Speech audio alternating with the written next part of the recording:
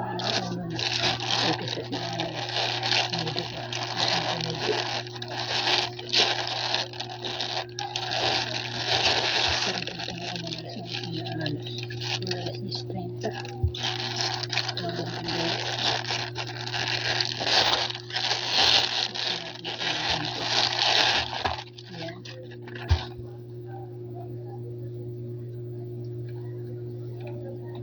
Dinadandaan ko lang yung pagbukas ng parcel ko. So actually, para may history. Yung iba, sabi sa comment, tagal ko lang magbukas ng parcel. Dinadandaan ko lang para makikita ko yung details. So ayan. Ito more than 300 pesos. Nasa 370 pesos ata to. With shipping fee. Ito yung wireless microphone para sa mga vlogger. Yung kung nagre-record kayo ng video, tapos distance siya ng 10 meters. Lalo na sa cellphone, hindi na masyado marinig yung pinag-uusapan ninyo. Ito para siyang Bluetooth, yung kanyang recording audio. Kahit malayo yung video ninyo yung sa cellphone. Kaya niya umabot ng 15 meters to 20 meters. Maririnig pa rin yung boses ninyo. Hindi siya maliit. Sabihin natin yung boses ninyo. Medyo malakas. Ito yung parang nasa malapit lang. Kahit distansya ng 15 meters. Ito yung kanyang details. Chingwangli. So, ayan.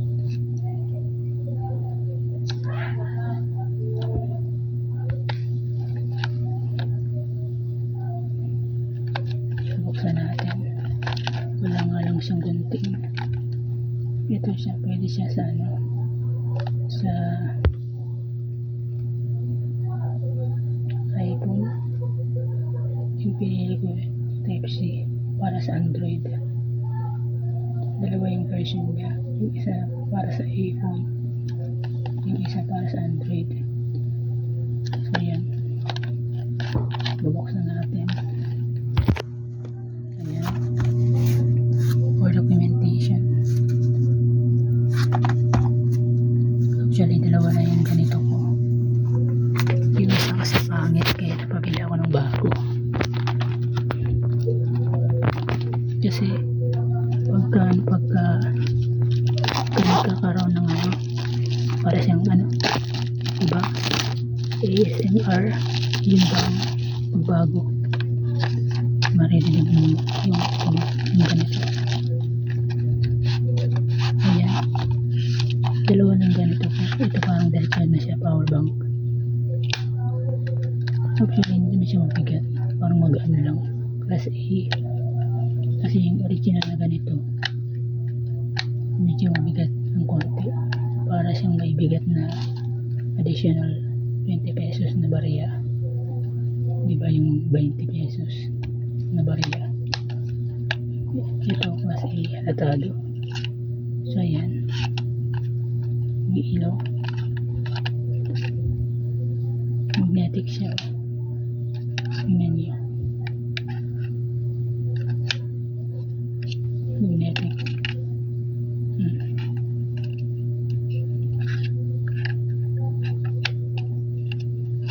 Tingnan niyo. Diba?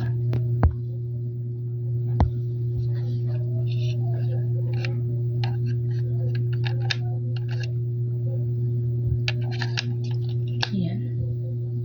84, meron pala siyang percent. Ayan.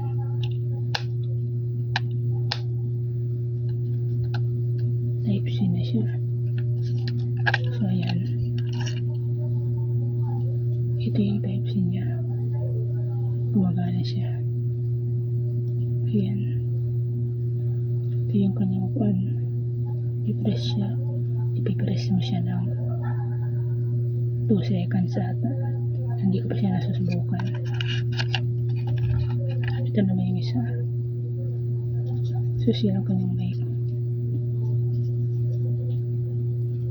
Ayan. Type-C. Ayan. Ipipress mo lang siya ng 2 seconds. Ilaw siya.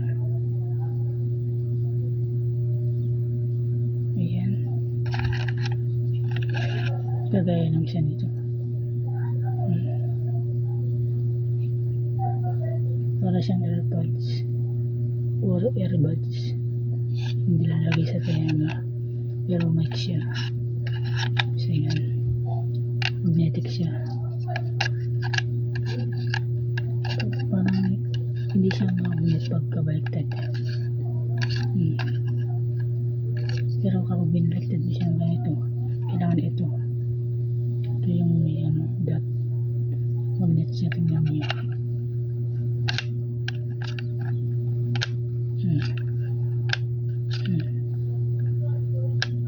Ito sa yung tangtang ninyo. Kaya kapag binaliktad natin, ito yung dot, baliktad natin ng ganito.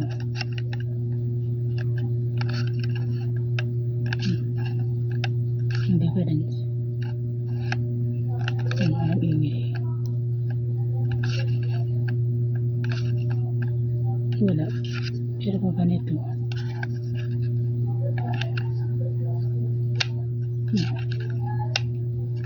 yung dandan. Wala yung daya, tingnan nyo.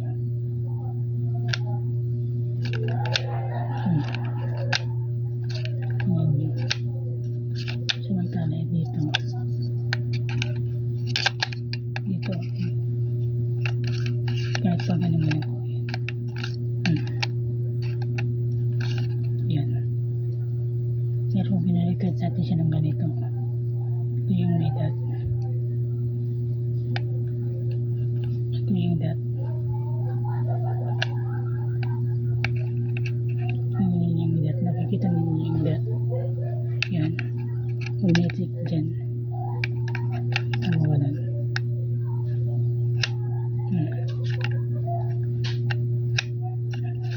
Pero kung binaliktad natin ganito, wala siyang dot.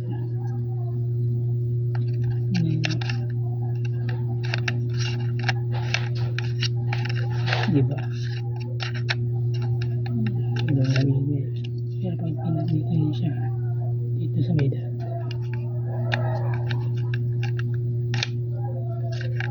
kahit ka na, diba? Nagmamagnet siya. Kaya nagmamagnet din. Ayan. Plus A lang siya. Yung original ko, yung niya bigat. Parang nasa times 3 sa 20. Sa 20 na bariya. Lahat. Times 3. Times 3 to times 4. Hindi. Times 4 na 20 na bariya yung bigat. Lahat. Ito. Itong case. Sa tingin ko ito nasa na lang po. Nasa 3 bariya lang yung bigat. Na 20 pesos. Hindi ko alam kung ilang grams yun. So yan lang guys. Testing ko pa. Pwede ko ng manual. Sige mamuli. Pwede in China. Sana matapal siyang loobat. So yan. Meron pala siyang English. Ayan.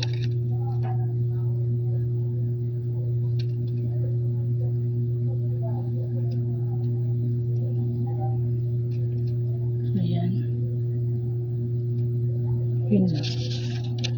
Isa-isa natin. Yan. English. Sa likod and check. Yung kanyang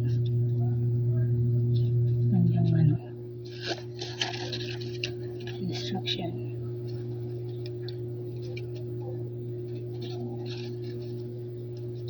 Binili ko yung class A kasi mura lang siya. Sabihin natin hindi siya sobrang matibay, sakto lang, depende sa pag-care ng gamit. Pero dito na lang ako kasi at least kahit mura pwede ako mag-collect nito ng 2 pares, katambasan ng original na.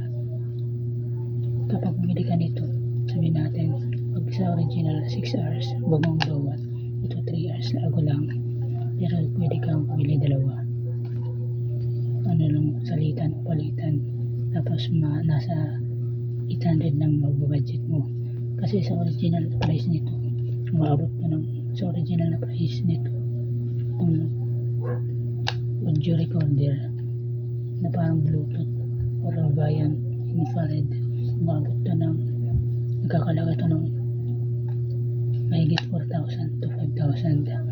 Ito mahigit 4,000 hanggang 5,000, minsan umabot pa ng 6,000. Pero ito nasa na lang to 400 to 500 sa Shopee. So ayan,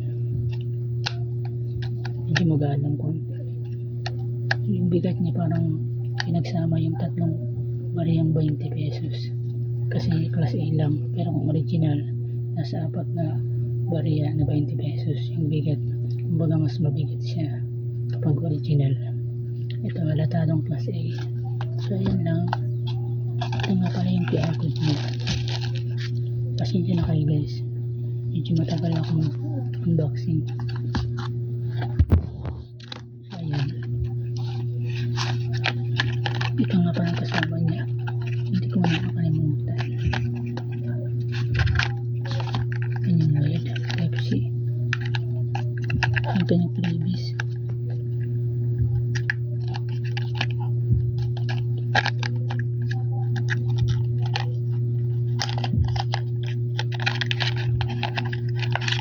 Type-C yung cable niya. So ayan,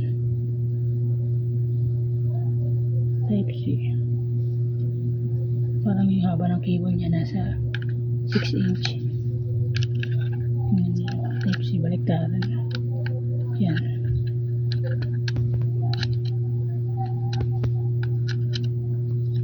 So yan lang.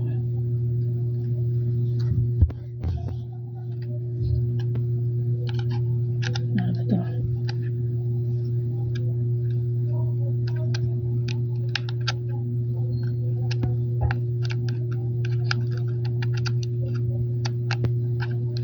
Ayan. Okay ba ito? Ayan.